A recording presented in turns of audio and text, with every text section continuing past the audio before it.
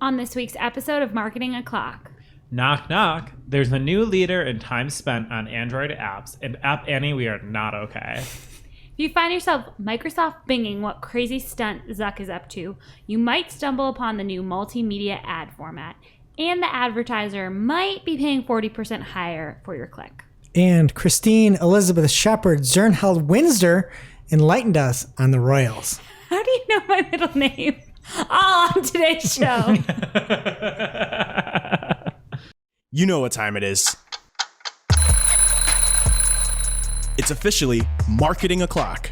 We bring you all the digital marketing news of the week, powered by the digital marketing community. If you want to join the conversation, hit us up. We are at Marketing O'Clock everywhere, and you can join our community on Discord at community.marketingoclock.com. We record every week from the Cypress North Studios in beautiful Buffalo, New York, to bring you our famous Friday news show. You can subscribe to our show at youtube.marketingoclock.com or wherever you consume your podcast. Head over to marketingoclock.com/newsletter to receive every article we cover straight to your inbox.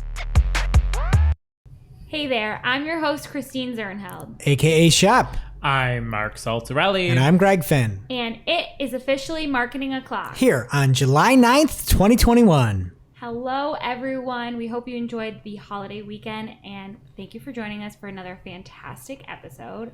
Mark, it is good to see you. What is new in your world? I had a very lovely and busy 4th of July weekend. On the 3rd, we had my cousin Emily's high school graduation party, and she is like my prodigy. We're BFFs. And I just want to say from her grad party, which... wow, it was a party.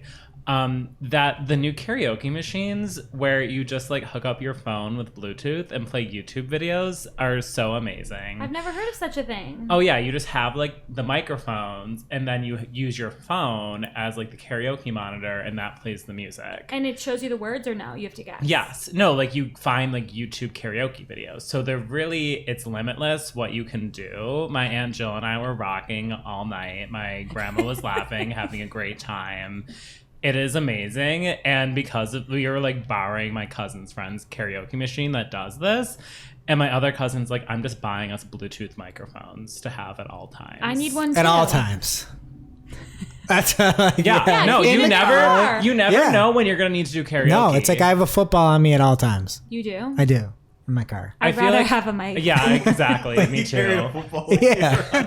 I have kids. You get stuck places. Like you can still have fun. It's like a little inflatable football. But would your kids rather have a football or a Bluetooth microphone? A football. I'd like to ask them. Make them the source. All right. I'll ask them. Bring it back for next week's show. Caleb, what's new with you? Speaking of what kids want, I have something that I think all kids everywhere will want. It better not be from Mo Willems. It's definitely not. So, Mark, if you could pass these to Greg and John. Oh, my goodness. You'll never presents guess here. what this is. Forgive the terrible Should I Joe. tear it loudly? Oh, on the Oh, mic? yeah, absolutely. I Why thought not? it was a great rap. You guys, these are wrapped. I can't believe you wrapped it. Go, dog, go. I got the greatest children's book ever, just so your kids Caleb, can that understand was so nice. the joy is of education. awesome. It's a great book for learning how to read. course. There's just like no plot. You know, there's That's all a I'm great saying. plot, and if you open up to page 7, no, I'm just playing. But no, now your kids will be endlessly entertained until they're 18. So Yeah. So anyone who skipped Shootin the Heck last week, Caleb picked Go Well- in his children's book draft, and we were all roasting him. which, Oh my by god, the way, what is wrong? Okay, so I did not listen to it yet, full disclosure. I'm only halfway through the episode. And Go Dog Go is my favorite children's book. Thank you. And Let's go. He needs one too. I lied to my parents and told them I knew how to read because I just memorized Go Dog Go and would open it up and would just know what was on the page, but I couldn't actually read it. And I actually had bought you as a shower present, Go Dog, that exact board book. Oh, no, you got me a better one. Because I got that other one. You got me 'Cause ABC Dance. I bought it and I realized that board book isn't the complete Go Dog Go book. Wait, what? Whoa. They cut it down and removed pages because board books can only be so long. Oh, I so think it's they do it missing for parents, content. so they don't have to read as much. Well, thank you, Caleb. I appreciate it. Of course. What about you, Greg? Well, I have to issue an apology to our listeners Oh. because in case you listened to last week's episode, somebody cursed at the intro. I didn't do it. And that wasn't even a joke. That was you. You dropped an forgot HE. HE double hockey sticks was cursed. Oh my not. goodness. So big apologies to our listeners It was in by the way name of a Shep. pun. Okay, I am sorry, everyone. Okay. And then secondly, I feel really down on myself. I'm getting old. I'm about to go over the hill. But I went to a ropes course. And it's where you climb and you're kind of like Spider-Man up in the air. I still got it. I feel good. It is huge confidence booster. Just fly right across those obstacles. And I'm like feeling great. I'm like, you know what? You still got it, Greg. Well, if you want to feel terrible, I was going to share, don't look in the Target self-checkout cameras. Have you guys ever done that? Yes. Yeah. I forgot how bad you look in those cameras. It's really a day ruiner. Like, I got my hair cut yesterday. I caught up on sleep. I took an extra day off after the long weekend. I was feeling good. Go to Target, look in the self-checkout camera. Like, the bags under my eyes. Why does it make them so big? Because it compresses your face into the size of a dime. So it's just like absurdly bad every time. You should put the bags in your hands. That they like shame you out of shoplifting by being like, this is the picture we're gonna show if you steal it. It's so terrible. If you haven't done it, like, don't do it. It ruins your life. Don't shoplift. Or look at the cameras at the Target self-checkout. It's evil. Monitoring in progress. Okay, well, that's some terrible news, but we have some good news from Microsoft Advertising because they announced a new responsive ad format called Multimedia Ads this week. These can appear on all Bing.com search pages and showcase your brand and products with a rich format, including large images that are essentially the background behind your text. So make sure you check us out on YouTube or look at the article in our newsletter to see what these look like. I think it's awesome, and they're definitely going to like really stand out on the SERPs, but it does kind of scare me with anything B2B and images. There's just going to be so much like bad stock imagery happening. I like this. And for our company ads we're running, we could go grab that Target security cam and put out work with Christine. Nobody would work with us. Yeah, so I'll be interested to see what people do with stock imagery here. Like, I think it's going to really be out of control. I can't wait to see the stonk sky and the surf. Yeah, because they're like large, beautiful images. It's not going to be cute. So advertisers can add images, short headlines, long headlines, CTAs, your business name and descriptions, and machine learning will test different combinations that will be prominently featured on the right rail or in the main line at the top of the search results page. There will only be one multimedia ad on a page for only one advertiser at a time. Microsoft recommends that you upload ad variations of all of images in all 4 aspect ratios that they are offering for this.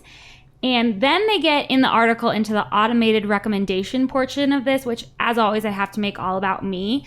Because Cole from our team spotted these back in April, and he noticed that he was already opted into multimedia ad auto-apply ad suggestions, and we didn't even know what they were yet. And you only have a 7-day window to accept these instead of 14. Did that accidentally get rolled out, that they're auto-applying it before you can even make them? I think so, because John from Microsoft, we asked him about it, and he was like, oh, I don't have much to say about this, and just like kind of copy pasted what was in there. Like, I think it was before the rollout. But everybody, you're auto applied into this. Like, make sure you go in at the account level and turn it off if you don't want to be a part of this. And as you know, with auto applied images, Google can't even get it right. We saw the example of the chicken salad, and instead they used the pre-chicken, the egg salad in the example. So Yeah. definitely make sure to check it out. And it sounds like they're going to pull from what you have for image extensions, or if you have Microsoft Audience Network campaigns, they'll pull from images there. But you don't know how it's going to match up with your ad, like the keywords you're targeting. So just be aware of that. Especially if you're using like a designed image rather than just a stock image, it can really be way off.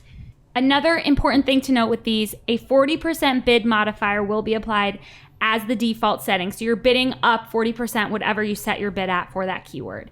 That's weird. Yeah. That is aggressive. Like, if you don't know that's there, that's a problem. Yeah, so I feel like maybe you should at least set an ad group with only these in it, or maybe a campaign. Yeah, and it's weird because if you're already doing the top of page bid, you're probably at the right bid to have that image. So why are we bidding up another 40%? I don't know. It was like the country of Spain tourism was the example. So they have a lot of budget to spend, I guess. Yeah, Spain's got money. And also they teased a few things on the way with these. They said that video will soon be available for these. Ads for retail can be set up that will connect to your product feeds. They also said they'll expand to the Microsoft Audience Network eventually, and automatic bidding is on the way. And they will have import opportunities, so they'll be easier to set up. And these are available for advertisers worldwide, rolling out over the next few weeks. So check those out. Give them a test. What else is happening, Greg? All right. On July 1st, we got a tweet from Danny Sullivan on his @SearchLiaison handle. And he said the July 2021 core update, previously announced, is now rolling out. These typically take 1 to 2 weeks to finish. Our guidance about such updates is here, and it sends people to the core update document that they do all the time. So we are in a flurry of updates every week, like multiple times a week. We're seeing updates here in the summer. And there is a great post over by power listener Barry Schwartz on Search Engine Roundtable, where he covers everything you need to know about June and July core updates and what people are seeing. He even made a cool infographic that kind of took a look at some of those updates. And just so you want to know what's happened here recently with updates, April 22nd, product reviews updates. June 12th, the June core update. June 10th was the Predator update. And the page experience update started on June 15th and will be done by August. The spam update part 1 was June 23rd. The June 23rd spam update part 2 was June 28th. And the July 2021 core update started on the 1st and will take 2 weeks. So good luck, people. It's like the weddings in the summer, the updates this summer. Every week. And if you want more core update content, we have a great new TikTok at Marketing O'Clock. Follow us. Fans of Chad Kroger will love. Oh, boy. And we can't not finish this out without talking about what everybody's got a real appetite for here, the charts. And this was honestly the most fun I've ever had looking at charts. These charts were phenomenal. And I think this is like charts of the year. I don't know if we have that award for Clockskers, but it was just an amazing week. And I was sitting there reading Barry's post, and I was just like that Vince McMahon gif where he's looking at something and falls out of the chair. Yep. And I just kept doing that, Caleb, where I was just shaking my head and falling backward looking at these charts. And there was a clear winner. I don't know the name of it, but it was the awards chart. And it was a phenomenal chart that they had there. It was AccuRanker. And man, July 2nd really hit different on that chart. So enjoy. And that's it. What do you got, Mark? I got a lot of numbers for us this week because of analytics firm App Annie released their latest State of Mobile report, revealing some surprising findings for us. One thing I will say, the report is based on mobile app consumer behavior from 2019 to 2021, but everything in this article was saying Android, Android, Android. So I would say this is Android app consumer behavior. Yeah, well, nobody knows what the consumers are doing on iPhone anymore. There's They're no secure. data. Yeah. They're not sharing. Sharing isn't always caring. First up, like a lot of this is about TikTok. And if you haven't guessed, TikTok has the most average hourly time spent across the US and the UK out of any application. That's crazy. I don't know if you're joking or not. No, it is. Like, that's nuts. Yeah, it grew really fast. Over YouTube? Yeah. TikToks are quick. Yeah, But but you can watch so YouTube many. doesn't keep you hooked the way TikTok does. People have outro videos and you close the app. I don't know what you're doing on TikTok. I get in there and I'm immediately unhooked. I said that for months and months and months, and here I am now. Yeah, like last night I was like, it was 11:30, open TikTok. Next thing I know, it's 1:45. So it's absolutely that type of attention. Absolutely.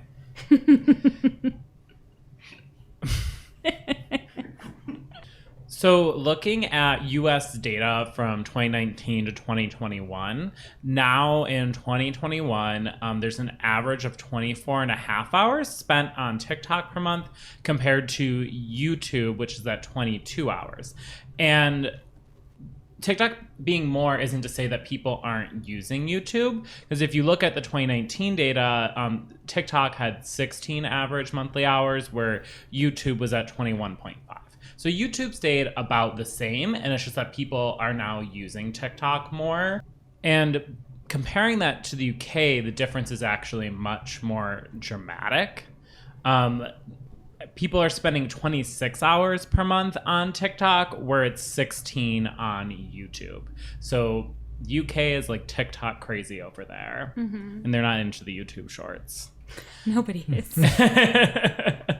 But this is very dependent by country. It's not necessarily a global trend. Like looking at South Korea, YouTube is more than double TikTok at 40 hours per month. They are YouTube fanatics over there, where TikTok is at 16 hours. So if you're doing marketing in different countries, your platforms are probably going to be different.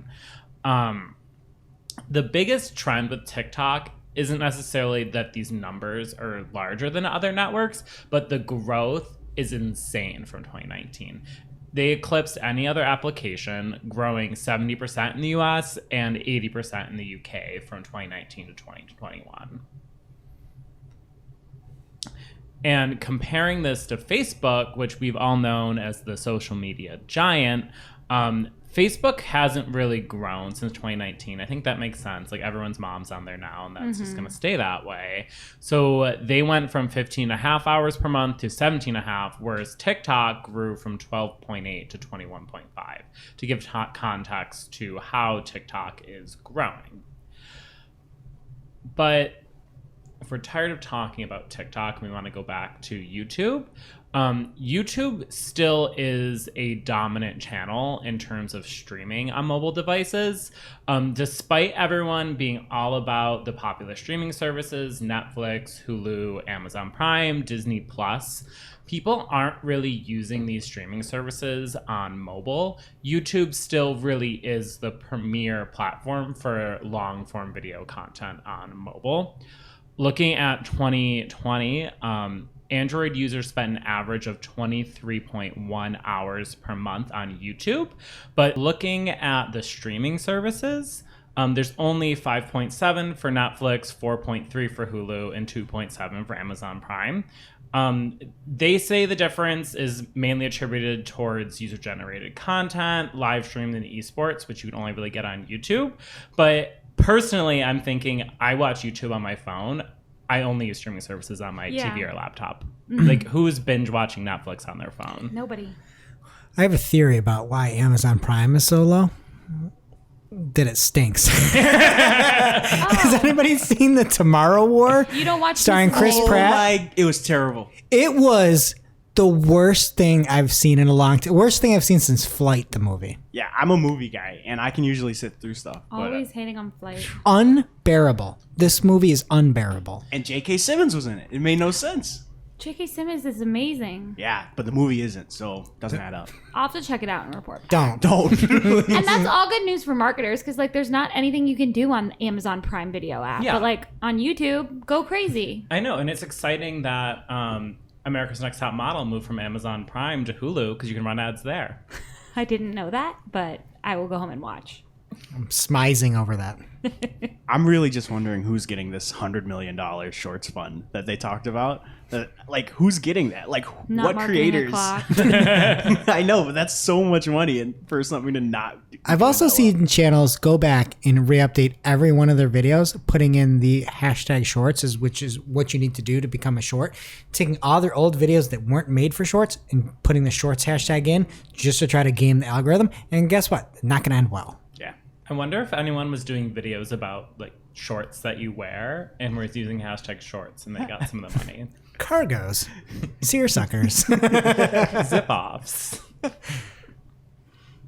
And rounding out the main news here, we always talk about social platforms stealing from each other, but this is kind of a weird one. Via Amanda Sibberling at TechCrunch, Facebook is testing a new feature that gives public figures the ability to create a new post that's connected to a previous one on a related subject, aka threads. This feature ties the post together visually so fans can more easily follow updates over time. And when the new post appears in the followers' news feed, it will be shown as being connected to the other previous posts in the thread. And then there's going to be a button that says view posts in thread that lets followers navigate to see the posts that are connected. I bet I know why they did this. What? I bet it was because of Mark Zuckerberg, and as in case you haven't followed him on Facebook, he is legit. Everything looks like he's trying out for like the Spartan games. And he probably wants to just be like, I only want to see the threads talking about like sick, bro, sick spear toss or sick.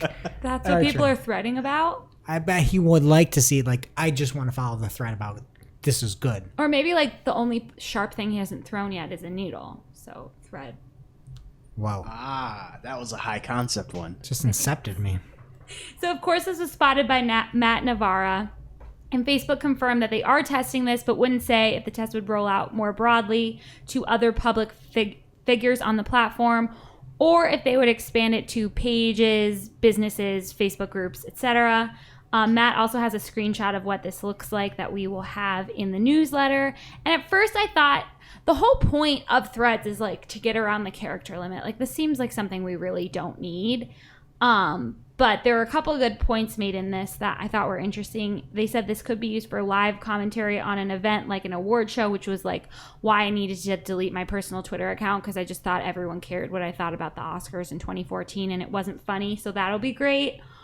Or for journalists or government officials, if you're talking about something that's like an ongoing news story, you could update it as it goes. So I guess it could be interesting to see what happens here, but this was invented to get around the character limit. It's just like people stealing stories for the opposite reason as what they were made for. People made stories on Snapchat so that you could keep content up longer, and now everyone uses it to keep it up shorter. You know what I mean? Nobody asked for this. I mean, I think to be fair, threads are helpful in general, and there are lots of systems that do threads poorly. Discord. But like, yeah, if somebody's going off on a tangent and you want to have a secondary conversation and you're a public figure, fine. I don't have a problem with it. That is true. They're so bad in Discord. Now I'm like scared that's going to happen in Facebook. Yeah. We're just going to see everyone's It's like updates. you could then have sub conversations in a way. There's already comments. Yeah, that's what I was going to say. Like the And comments. you can have reply to a replies specific comments. Like, why do you need to connect different posts? I don't know. This hierarchy doesn't make any sense. Yeah, we'll see what happens, but I didn't ask for this. Thanks, Mark Zuckerberg. Just keep throwing your axes. One of them will hit one of these days. Now it's time for this week's Take of the Week. This is a hashtag fire digital marketing take with extra spice served up just for you. We simply deliver the take for your consumption. We give no opinions, we don't influence. You make the call. In this week's Take of the Week, it's a takeoff. And we have two different takes here for some bad customer service from ad platforms. And first up, from Chelsea Hrang, and her full name on Twitter is Chelsea Bradley, but it's spelled CHELSERHANE. Hrang? I don't know. Either way, Chelsea, I feel for you. Chelsea. I feel for you, Chelsea, because she got an email that said, "Hi, Chelsea. This is Jonah Lee from Facebook Concierge Support. Thanks for your patience while I reviewed the ad account. As promised, I'm following up with you, and I've heard back from our dedicated team. I do not know how to sugarcoat this, so I'll just say it. Your ad account will remain restricted as it has violated advertising policies. I know this is not the response you're hoping for, but I am afraid such is life. Like I said on the chat, I'm just a messenger. Don't hate me. ... I am just kidding. I have great news. So great, it is perfectly splendid. Your ad account was reviewed and activated. Woohoo! Break out the champagne and celebrate." I'm so upset about this. Andrea shared it in Discord, right? I think so. There's so many things wrong with it. Like, first of all, just fundamentally not being funny. Yeah. And then, like, second of all, like, messing with someone about something that could potentially be very serious for their client. Yeah, it's like, this is your profession. This is how you make money. And this, like, probably had a serious business impact for these people. Like, an old company I used to work at, 1/8 of our new business came from Facebook ads. This had the same energy to me as like your little like sibling being like, "Oh, I broke your favorite toy." Just kidding, you know what I mean? And it's someone who constantly is messing things up all the time anyway, and it was totally believable. Like, don't make a joke about something you can't do. Yeah. Anyway, Chelsea had taken this message and tweeted out, and I'm going to change some of the, so we don't get bleeped like I was Shep over here. And I'm going to change it. But she says, "Can you hecking believe this response from Facebook after a month of disputing them disabling an ad account for no reason? Everyone hates you, and you did this for no reason, and you're trying to be hecking funny. Everyone hates you.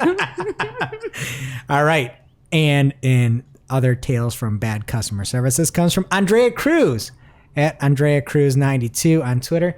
Little did she know she was going to suggest something that go up against her. But she said, another great sales rep email. Never as good as the one at Milwaukee PPC got from Google, though. And the message reads, Hi, Andrea. I wanted to reach out to get ahead of campaign planning and potential pitches for your clients. I've attached insights below for upcoming moments on Pinterest.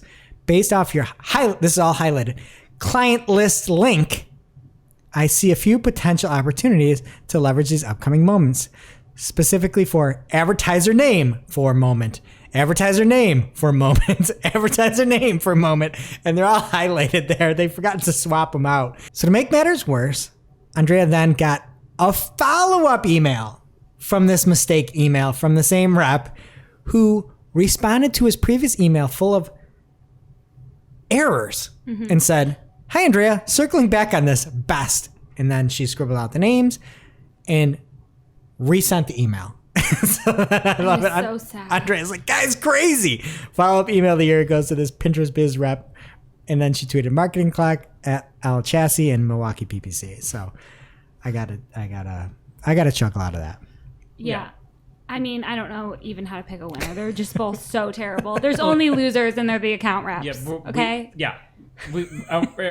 Are we all the losers who are just getting this awful customer service? Like, you have someone who doesn't take what we do seriously, and then you have someone who doesn't know how to use an email template. It's so sad. Well, I know what the winners are, Chelsea and Andrea. So thank you for that. We'll call it a co-win this week. Now it's time for this week's ICYMI. This is something you just might not have seen. Maybe something that you overlooked. But you shouldn't have. ICYMI people from Maurice Romney at MRomney on Twitter. He has a thread, and the first tweet in the thread is, I've shared this in the past, but this is still a good reminder. If you think diversification will be a silver bullet for your business because of iOS 14.5 or people tweeting about how good TikTok, Snap, another shiny new object is, or you're getting channel envy, don't. And then I'll skip to later in the thread. He talks about Textile, who owns Fabletics, Savage X, Fenty, Just Fab, etc.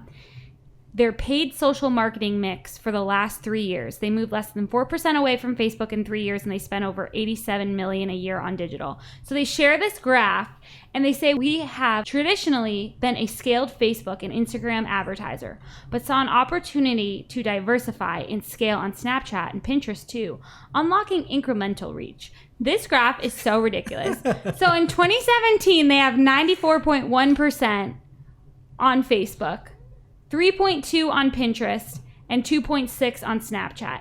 Then by 2019, you guys have to look at this on YouTube.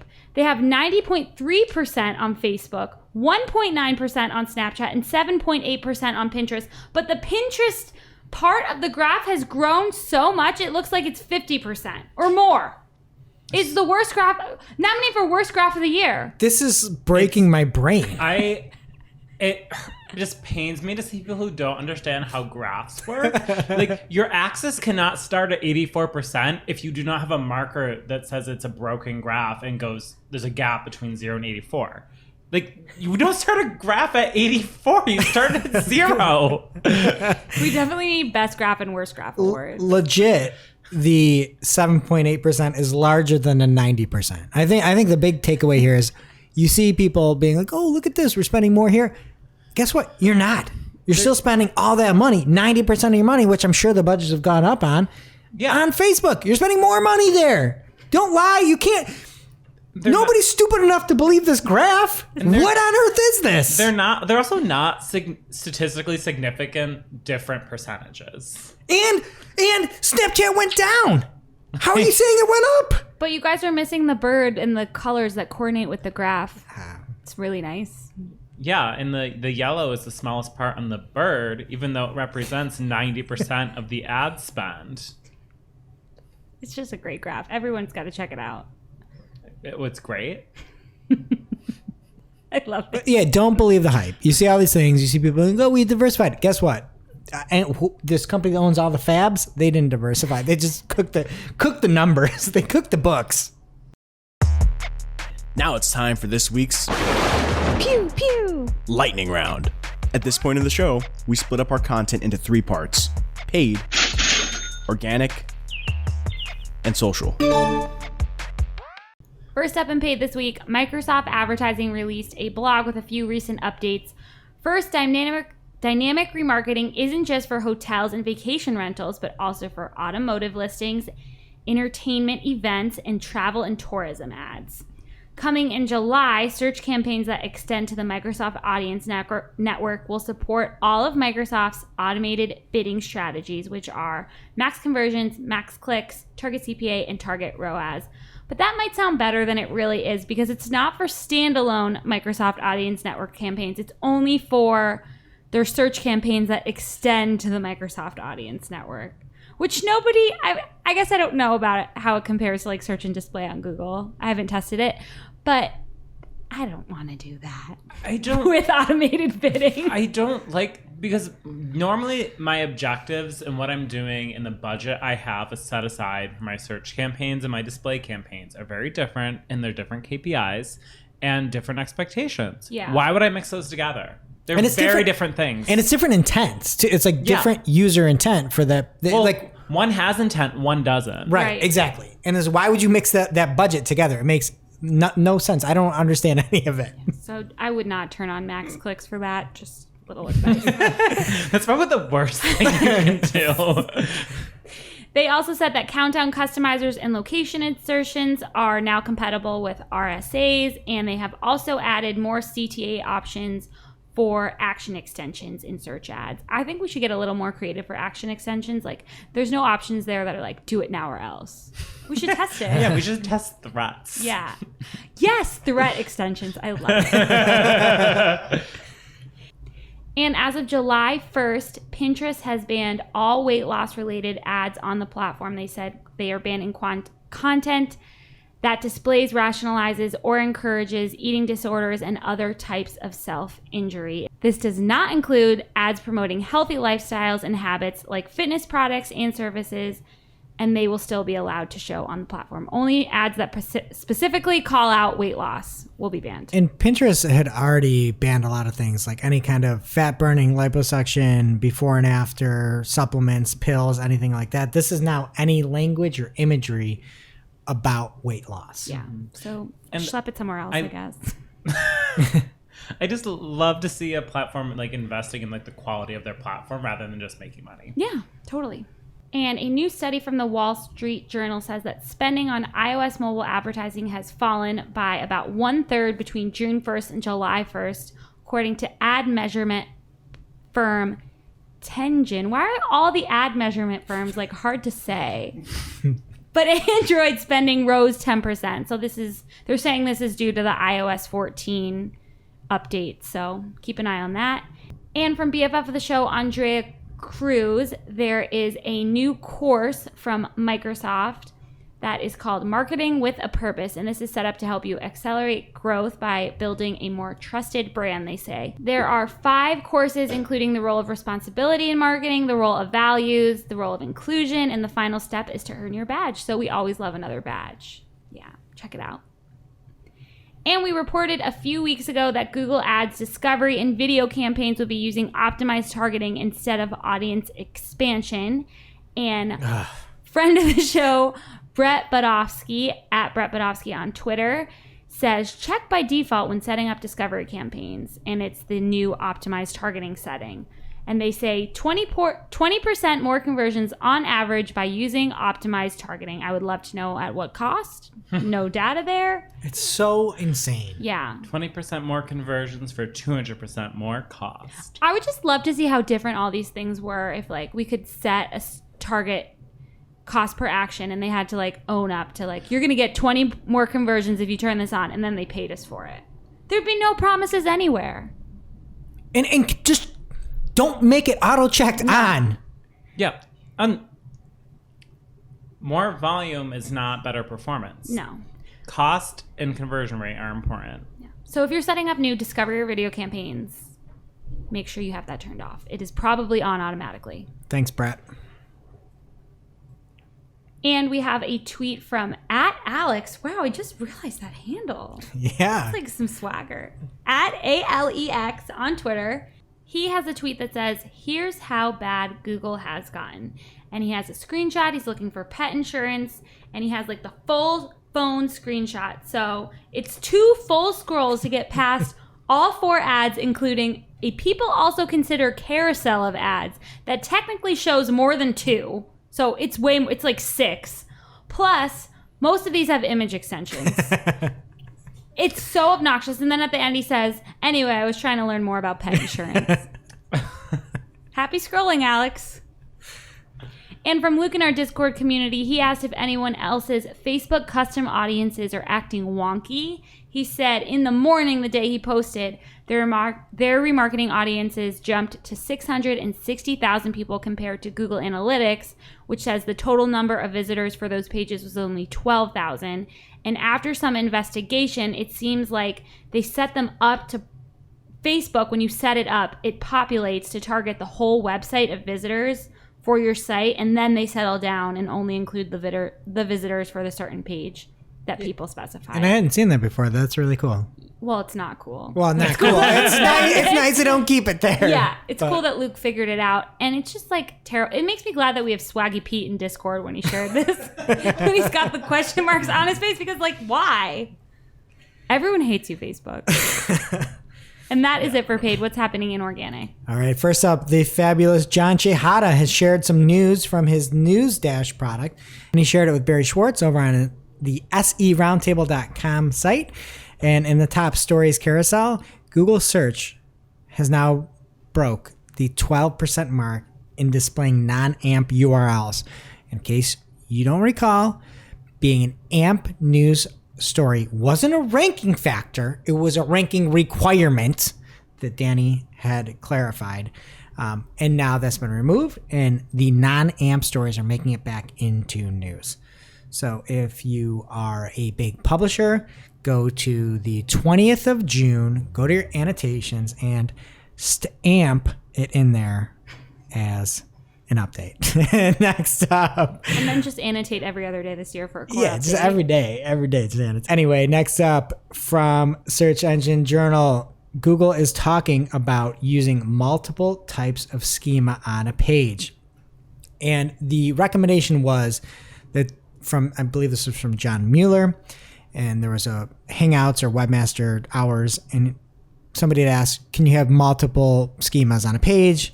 And he said, there's 2 aspects here. From our guidelines, we want to make sure the structured data you have on your page matches your primary element and page, and that it really should be what the page is about. Is the FAQ the primary part of the page? And then it should be FAQ, basically. I'm adding this in here. Is the relevant part reviews? Then it should be review. And it makes total sense. I cannot wait to see how all of us SEO optimizers take this out of context.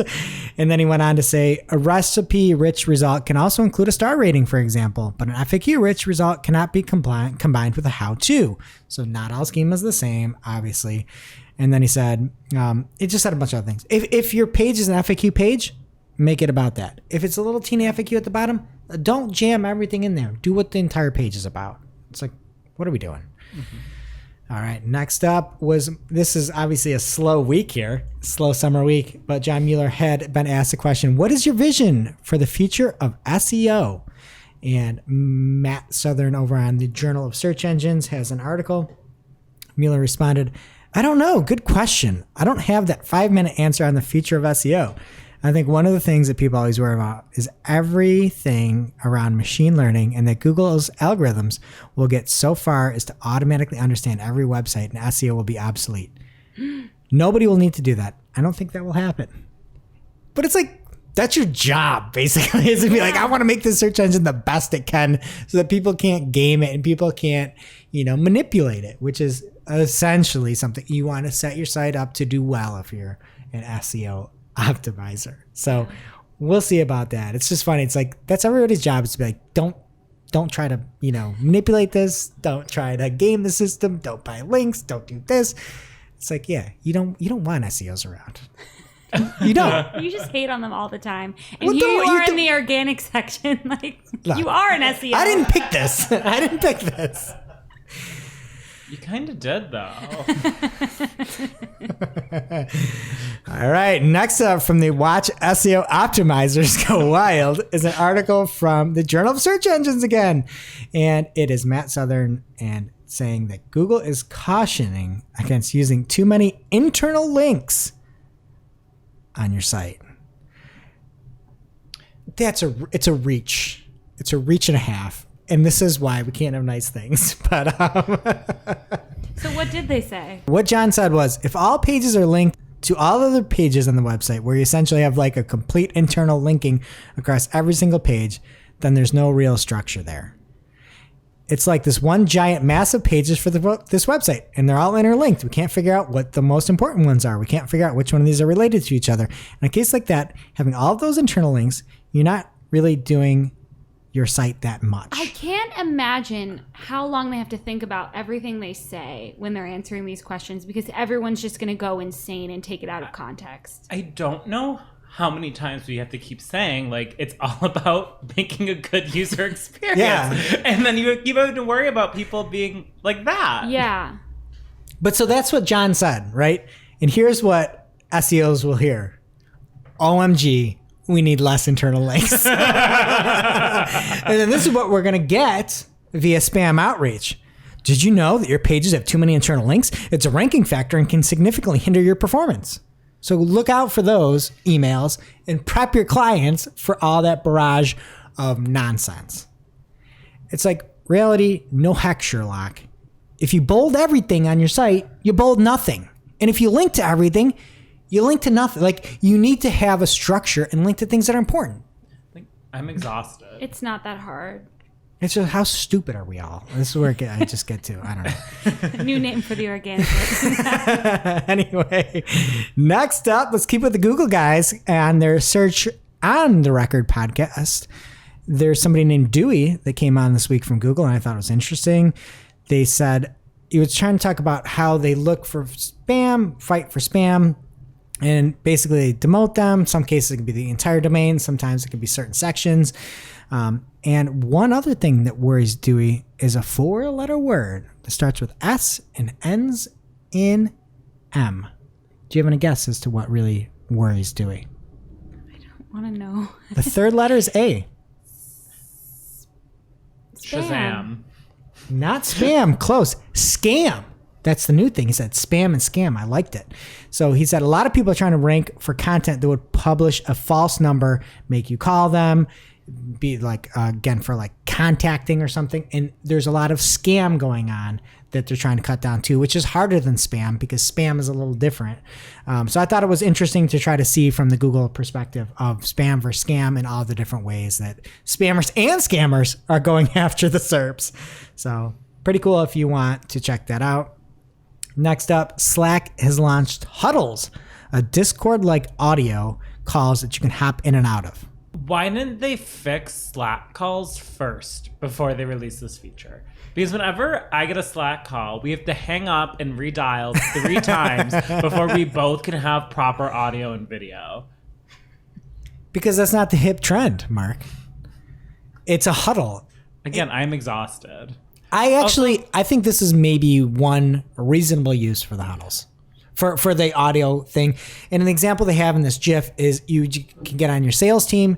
You can get an entire sales team in a company to join an audio only room. You don't have video everywhere. Maybe it's because their Slack calls suck and just crash all the time. But isn't this just an extension of Slack calls? And like, why can't you just like call a channel or like call a group message? What is the difference? It's a huddle. Sports, Sorry, Mark. I'm a pessimist here. Anyway, I could at least see a big company using this or maybe doing a lunch and learn or something on it. I don't know. But No, I think it's very useful. I just don't understand the packaging of it. it's shiny toy. They've got it now. I don't know.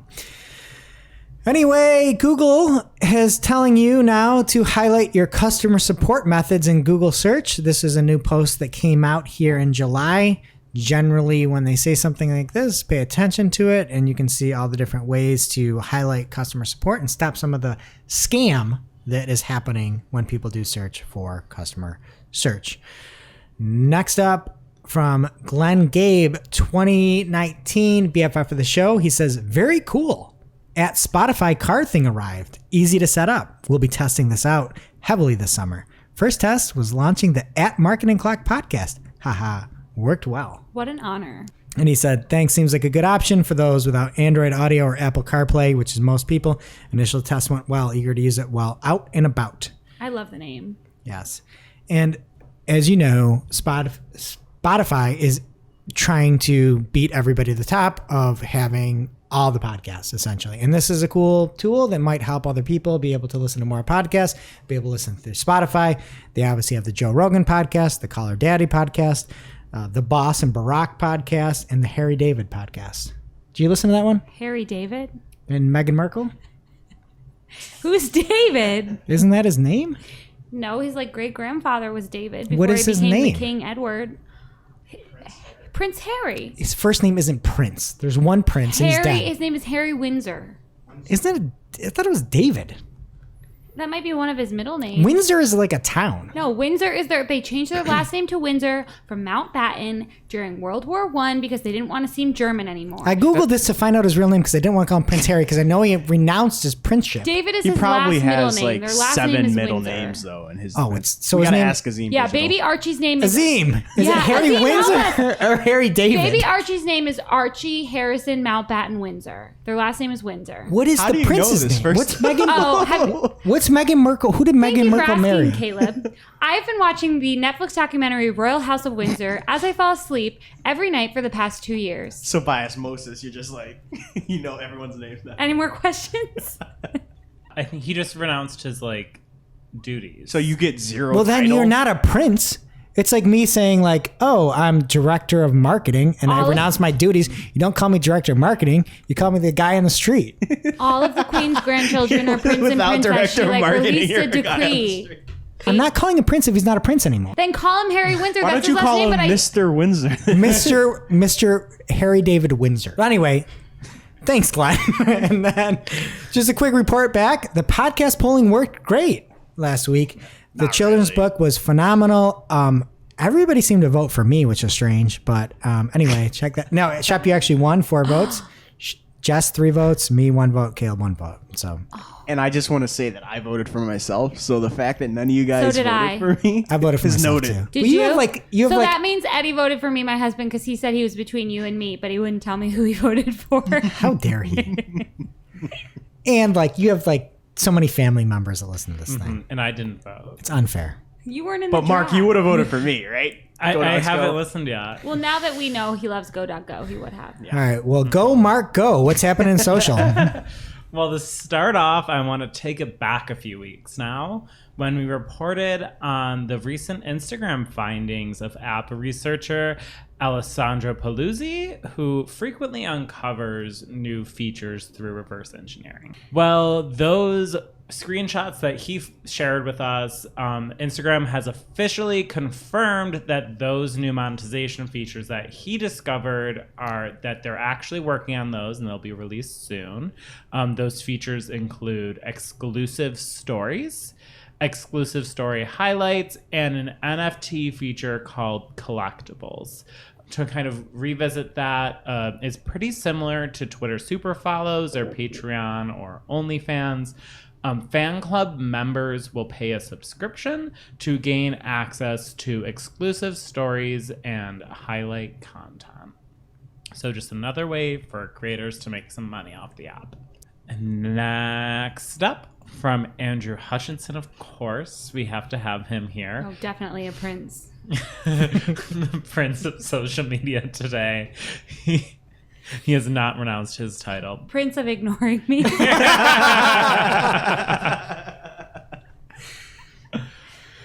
Twitter is testing new audience controls on tweets, similar to something Facebook posts have had for decades and what we have with Instagram stories now, enabling users to share tweets with just Twitter communities, which is like Twitter's version of groups, trusted friends, like your closed friends list on Instagram stories, or with other specific audiences. The goal here is really just to improve engagement and content relevance. So if you tweet about different things, like if you want to tweet about marketing and also like fancy restaurant bathrooms, you could have different audiences for those different things. Another similar feature that Twitter is working on is called facets. And one thing is that a lot of people who tweet about different things will make different Twitter profiles for those things. You end up like me and have 5 different Twitter accounts that you have to keep track of. Now you can have just one profile with different facets that will have different privacy settings, and you're tweeting out different content from those facets. That is so great for multifaceted people like you. Oh my gosh. Will you be joining your biz Twitter with your Grey Gardens Twitter? I'll start bringing my satire Twitter over to my business Twitter. Love it. Totally. But this also has a really great application for brands. You think about how many brands have a different Twitter for marketing versus customer service, or if you have different products at your company, you might have different Twitter accounts for those, and you can now manage them all in one place. So that is really cool and can be very handy. Next up in the Twitterverse, from Leanne Emera, People Experience Designer at Twitter. She shared a thread on new privacy features that are coming to Twitter, including a privacy check-in, which seems really cool, where if you're not sure about what privacy settings you want, it walks you through kind of a questionnaire to help you set your privacy preferences about how you want your profile to be set up. Also, there's reply notifications. So if your tweets are protected and you try to reply to someone, it will notify you if that person isn't going to see your reply and give you the option to go back on public. How is that not already a thing? Okay. Because you should know that. Like, I feel like if you're on private, you should only be replying to your friends. Right? Like you're not going to like reply to celebrities if you're on private. But people clearly do. are. People They really need do. the feature. People quote tweet. Crazy. I just like no one sees that you're on private. This one is the one I'm most excited about. Going back to my 5 Twitters that I have, account breadcrumbs, which make it easier to see which account you're tweeting from. So when you go to type in a tweet, it'll show the profile picture for that Twitter account. And it will give you the option to switch to a different Twitter account from that screen. Great for social media managers too. Yeah, so you're not going to get all those accents of people tweeting personal things off of their company Twitter and getting fired. And just a quick update here. Microsoft binged this. I said, what is Prince Harry's name? And they said, Henry Charles Albert David. That is not his last name, Greg. Look up his dad's last name is not David. It is George. That's I Googled not their his last name. dad. They don't really have a last name. Well, then you got to go with the name given. given. His name is Windsor. His baby's last name is Mountbatten Windsor. No, he gave it up. The baby too. No, I don't know. I'm going to leave. Prince Archie name. Wait, your baby can't be a prince. Archie Mountbatten Windsor. If you're born to a non-prince, you can't be a prince. He's not. I watched The Lion King. His last name is Windsor because he's not a prince. Wait, that's what I'm saying. Just real quick interjection. Is the baby's name actually Archie? Or is it like Archibald? Archie Harrison Mountbatten Windsor. It's not Archibald? Beatrice and Eugenie, their last name is Windsor. Nobody knew, but then Eugenie wrote her name on a college sign-up as Eugenie Mountbatten Windsor. Okay. Do we need to have a separate podcast to discuss the royals and how their names work? We can just do it right here in the social section. That'll be our next marketing talk. Are we done with the royals? For because now. I'd like to Greg's move the one on. who keeps bringing it up. If we have another marketing talk, there's a marketer. This name is actually Harry David. So we should get him on. I know. I think his name is Harry David Windsor. We should see what he thinks. Is he a sir? We'll see. Anyways, privacy sets will group privacy settings by different groupings. You can have like open, so like everything is out there. We can see everything. Selective, everything, and everything hidden, and customizable, where you can choose different options just to make it easier to select a bunch of settings at once. And lastly, Discover Me controls that can notify you if accounts are searching for your username. They let you choose how you can be found, so whether you can be found by like your username, your name, your phone number, your email, and set a time limit for those settings. So you can keep an eye out for everyone that's stalking you on social media. Nobody's stalking me. Are you sure? Yeah. Are you not a Windsor? Apparently nobody You is. brought it back up. And next up from Robert Williams of Social Media Today, not Andrew Hutchinson. Instagram is saying it's no longer hip to be square. Oh. Adam Mosseri, the head of Instagram, announced new tests to make Instagram more like TikTok. Shocking. Including full screen recommended videos and user feeds rather than just the usual square photo posts that are recommended. And yet another Social Media Today article that is not from Andrew Hutchinson. And this one is from Jetta Mariani. After a global testing period, TikTok will now allow all users to create longer videos up to 3 minutes long, citing that TikTok's 30-second video length is no longer suitable for creators who are creating the popular tutorial type content, which often has to be split up into 2 or 3 parts, which obviously is a pain for viewers and creators alike. Because we're not searching down those other 2 parts. YouTube can go short, now TikTok goes long. Everything is nothing. It's kind of like a zipper that you can attach the parts. So it can be short or long. Zipper nobody asked for. No, I asked for it. I love long TikToks. And actually, Caleb, we just got approved for longer ones, Yes, right? we got the 3-minute mark, so Yeah. expect very Working our long way up. TikToks now. Greg will just talk for 3 Buckle up. minutes. I think we should complain until we can put the entire podcast on TikTok like we do on YouTube. Okay. I'm sure people would love Come it. on, where's that hour and 10-minute long TikTok? Nobody at? would know how long our episodes are because there's no time on there. Yeah, we're going to need an hour 32 this week. And that brings us to our real life segment. Straight out of our accounts and into your ear holes. It's time for working hard or hardly working. I really like that Twitter, I don't know the exact number, but they don't count URLs as like the full length of the URL. It's like the standard amount no matter what the URL is. I wish they did that for handles. Because whenever I have to mention Microsoft advertising on the Marketing O'Clock Twitter, it takes up a bunch of characters and it's very irritating. So I would like that to be a new feature, please. Something hardly working is we had done an audit for a client a while back. They took the audit. It worked well in Google. Without our knowledge, they moved it over to Microsoft advertising. And boy, smart bidding works completely different. So you cannot just export and import to Microsoft advertising.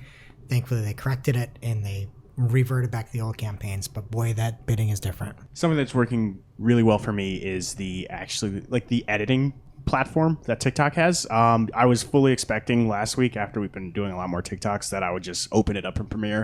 It would be quicker and easier. But a lot of the times it was faster and simpler in TikTok. So I think that's really interesting, especially for stuff like green screening and masking. It was built in and just a swipe of the finger. So yeah. So everyone ditch the Adobe Suite and switch to TikTok. You heard it here first. 100%.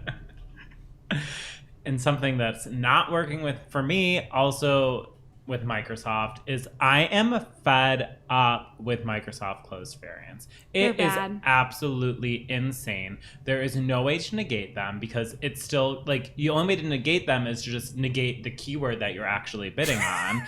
And they are just dropping parts of the keyword left and right. You can have a phrase match keyword with 3 terms in it and like only one of them is in there. And it's ridiculous. You email their support team and they try to explain to you what negative keywords are. And I'm like, no, I know what those are, but I can't use those to negate them because you're dropping part of my keyword. And I literally had to turn off Microsoft advertising for a client because there was nothing else I could do. Yeah, they've got to figure out the close variants. It's bad. Segment. We have a new segment. Sup with Zuck. And this comes from Facebook. my And I don't know if favorite you segment. saw this or not, but click on through, turn your music up here. There's a new post from Mark Zuckerberg on the 4th of July. Stop. Coast Heaven, West Virginia, Blue Ridge Mountains. You guys. This is absurd.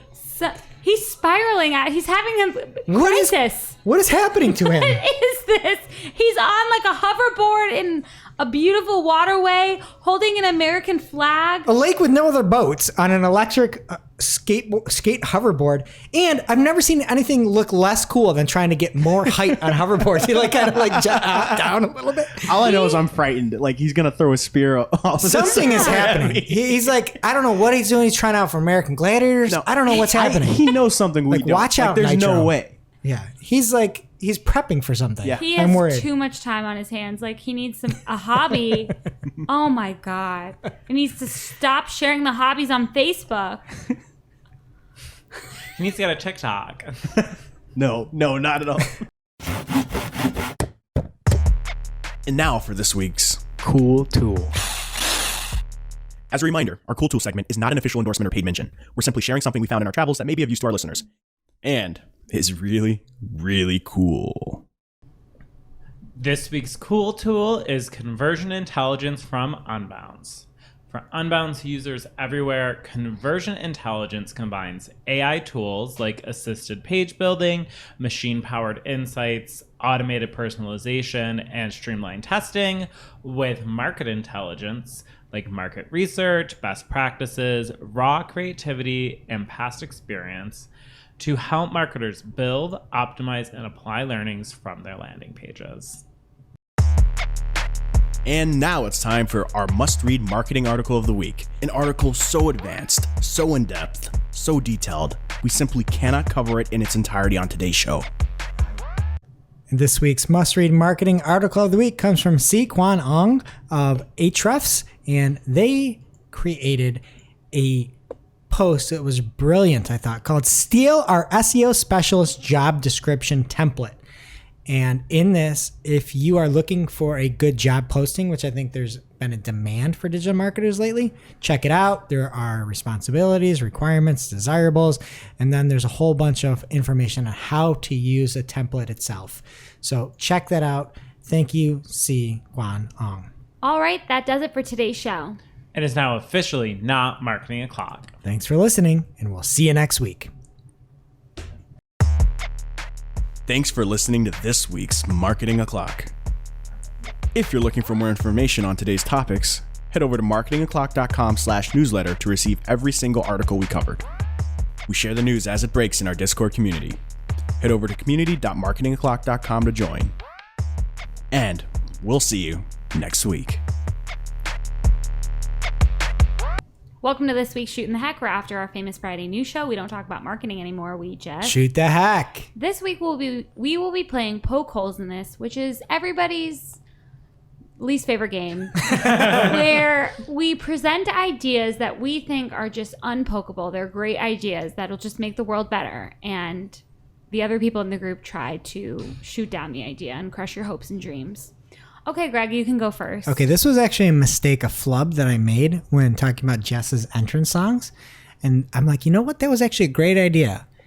I said LinkedIn Park, and I workshopped it a little bit. This is going to be a park where you go, suits required. And you go, I'm already and, out. And instead of roller coasters, it's like networking. And then you have like a little clubhouse, huddles, things like that. And it's real life LinkedIn for business people. It's not just a conference. No, it's LinkedIn Park. You just burped on It's the fun. mic. It's like sort of like the WeWork get-togethers, but a little more professional. But less or more of a cult. Less. It's just business. Where can't will wait. the park be located? Menlo Park. I don't know what that is, but I just... Facebook is. I don't know. It's Mountain View. hot outside and nobody wants to be wearing a suit. How many inspirational stories? Nobody's Oh, going it's all inspiration. You're going to come out of there more inspired than you've ever been in your life. Are you You're going to have charging- Gary Vee telling He's you never to, leaving. to shoot your family members in the head. It's If gonna he be doesn't wear a suit, oh, he'll be there, though. Don't worry. It's going to be so That's a Yeah, inspirational. he It's probably a wears a terrible V-neck or something idea. stupid. Okay, what do you got? okay. Like me. My first idea for today is I was sending out thank you notes and I had to lick the envelopes. It's just a terrible task. Why don't they make them flavored? Oh, I thought you were going with like a tongue stamp. You know what I mean? Where instead of a stamp pad, you have a tongue, and it's a rubber tongue, and then you put it in like water, and you have like a tongue stamp. That's They disgusting. have a thing that you like. Yeah, for like businesses. a roller, and you just like pull it through. I'm not getting that for my See- home. I want just like a nice raspberry flavor envelope. But like when I'm sending my obligatory like thank you card to Aunt Rosie for the socks, do I really need to taste cherry or No, it's not- pears or whatever? You know I what think mean? you got something there. I like the rubber tongue that you came up with. I did. And I think another thing, if you turned it mint, you might get more people on board. Mint, it's like, oh, yep, just add like a little breath mint. Freshen my breath. Yeah, you need So to if be you make it careful mint, I'm in. about the smell and the color of it because you could like creep some people out. Okay, Caleb, I heard you had one. Yeah, mine's pretty dumb. But so I was eating cereal the other day, and I was like, oh, okay, this is a really boring back of the box. And I remember when we were kids. Because you eat boring cereal. Okay. True. Honey Bunch of Oats is not really a page turner. But why don't we have cereal box backs for adults? So it has like, instead of like a maze that you would do when you were 10, you could have like a more complicated maze that you could do as an adult, or like news or stuff like that. Conspiracy theory. Because I don't necessarily want to like look at my phone while I eat, you know. Like a New Corn York Pops. Times level crossword puzzle, perhaps. Yeah, We could do a collab with LinkedIn Park and get like inspirational quotes and like, no collab. yeah, like But something like that. Something that I don't have to look at my phone while I eat. the coloring thing that's big with adults, you know? Like a Adult coloring books. Adult coloring books. Yeah, that would be great for all the cereals that only boring adults like you eat. Okay, Greg, I'll you have take my another one? grape nuts somewhere Yeah. else, okay? How good do you want one? Really good? You can have one more after this. Okay, I thought people now, you know, you can't even swallow a pill, and it's everything's like a gummy. I was just thinking, like, at some point we're gonna get to it where your food's gonna come pre-chewed, like pre-chewed food, Nope, it's not happening. where you That's don't your have idea? to actually chew as much. That's as maybe your if- idea. Birds. Yep. but- No. No. Look, what? Isn't Greg, it just who's chewing the food? Okay, here's a good one then. That's disgusting. No, it's like a machine. You have like a little head It's like the stamp machine you that came you up put with. the food in and then wind Okay, it up. here's and it another one. chews. When you go to a bathroom on a plane, you have to lock the door to get the light to turn on. Mm-hmm. That for houses. So then, in order to get out of the bathroom, you have to turn the light off so your kids can't leave the lights on. That's actually a good one. Or an office. No, I had a roommate in college who always left the bathroom light Yeah. on. Then- And no matter how many times we told her, it was on. I always It's a leave it on. little Matt Lowry with like the locking and the lights part of it, but I feel like there's a way to make it work where you're saving energy. Okay, well, I have one more. Okay. So we have Instacart. Oh, no. But now people are going back to the grocery stores. It's safe again. Some people enjoy it there. Can't relate. We need a reverse Instacart for the situation where you're at the store and you realize you need like eggs or something, but you forgot to count how many you have at home or see when they expire. You need to send someone back to your house That is amazing. to check and see all the things you forgot to check before you left. That's So amazing. you're telling me Joe Schmo is going to go into my house and count my Yeah. eggs? for Yeah, me? well, you enjoy the grocery store. Rummage around in your fridge, see what you got in there. It's a To have, like, brilliant a ring idea. doorbell. I mean, the better idea is just to have a camera inside the fridge. No, too No, complicated, Mark. How could anybody do that? That's way too hard. Okay, well, I'm just going to buy the trademark for reverse Instacart, and we'll see you next week.